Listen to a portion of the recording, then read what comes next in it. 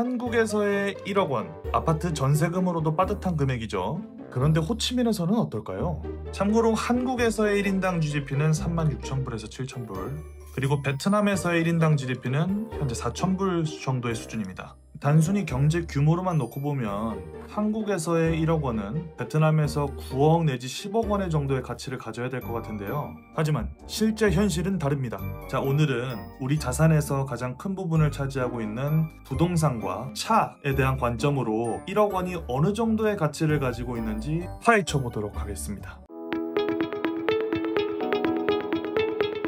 먼저 부동산입니다. 작년 한국무역협회에서 공유한 자료를 가져왔는데요. 베트남 하노이와 호치민시의 아파트 평균 매매 가격이 2,068달러로 나와 있다고 하죠. 생각보다 높은 수치인 것 같은데 실제로 계산을 한번 해보면 2,068달러를 현재 환율인 1,400원으로 계산을 했을 때 제곱미터당 28만 9천 원 정도가 되는데요. 지금 한국의 국민평형이라고 하는 84제곱미터를 기준으로 계산을 해보면 아파트 평균 매매 가격이 2억 4천만 원이 넘는 것으로 확인되고 있습니다. 제가 생각했던 것보다는 좀 많이 비싸네요. 구독자님들께서 생각하신 가격보다 비싼가요? 아니면 저렴한가요? 일단 1억으로는 아파트는 좀 어려울 것 같다는 생각이 듭니다. 베트남에서 외국인은 신규 아파트 분양 물량의 30% 정도만 구매를 할 수 있고요. 토지나 오래된 로컬 빌라는 아예 매매가 불가능합니다. 따라서 외국인이 내가 원하는 동네에 원하는 집을 사겠다라는 것이 좀 어려울 수 있고요. 그리고 이렇게 외국인 쿼터로 외국인끼리 매매가 되다 보니까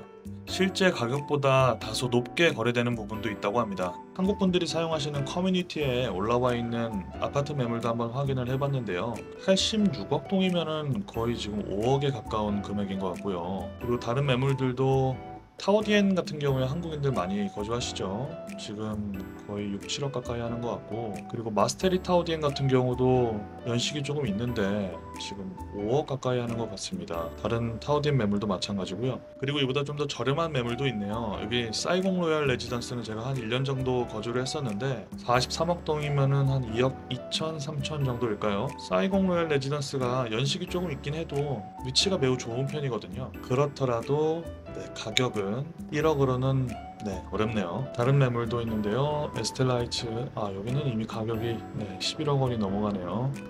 집은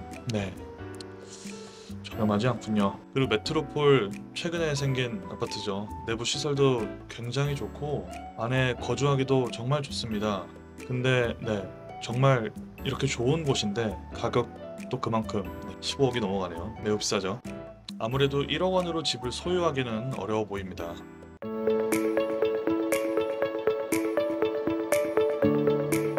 자, 다음으로 차는 어떨까요? 한국인이라면 아무래도 한국 차를 먼저 생각하게 될 텐데 일단 여기 기아 베트남 홈페이지 들어와 보니까 가격이 많이 비쌉니다. 소렌토 같은 경우에도 지금 14억 동이면 7천만 원이 넘어가는 것 같고요. 카니발 같은 경우에는 이건 옵션 붙이면 거의 1억 원에 가까울 것 같은데요.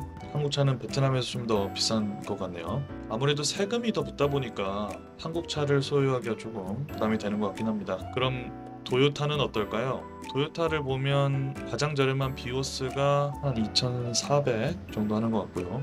캠리 같은 경우에는 6,500이 넘어가겠네요. SUV로 넘어가서 야리스가 3,000을 넘게 주고 사야 될 정도고, 포추너, 도요타 동남아시아의 대표 모델이죠. 이것도 지금 5,500이 넘어갈 것 같습니다. 아무래도 수입차라서 가격이 더 비싼 것 같은데 BMW도 한번 볼까요?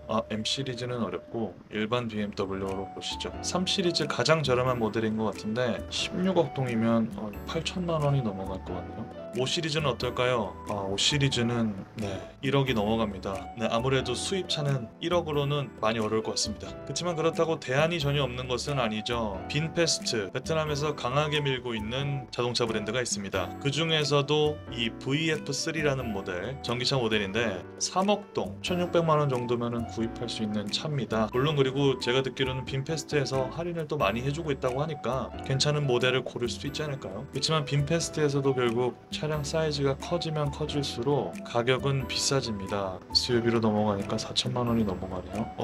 5천만 원이 넘는 모델도 있네요. 베트남에서 1억 원으로는 베트남 토종 브랜드 빈페스트의 소형 구매가 가능할 것 같은, 다만 여러분들이 은퇴하고 넘어와서 산다고 생각하면 조금 너무 작은 모델이겠죠. 다시 말해서 차는 살 수 있긴 하지만 한국보다 비싸고 선택지는 제한적이다 라는 점이 핵심일 것 같습니다. 정리해보면 1억 원은 결코 베트남에서 작은 돈이 아닙니다. 하지만 소유와 생활은 전혀 다른 문제죠. 우리가 집과 차를 소유하는데 1억은 부족한 돈일 수 있겠지만 만약 몇 개월에서 1, 2년 정도만 살아보는 것을 목표로 하신다면 집은 월세로, 교통은 그랩 택시와 스쿠터로 충분히 생활하실 수가 있습니다. 즉 본인의 계획과 원하는 생활 방식에 따라서 달라질 수 있다는 거죠. 만약 은퇴 이민이나 장기 거주를 목표로 하신다면 훨씬 더 큰 돈이 필요할 수 있겠지만 단기 체류라면 훨씬 가볍게도 가능합니다. 자, 그럼 여러분이라면 베트남에서 어떤 방식으로 살아보고 싶으신가요?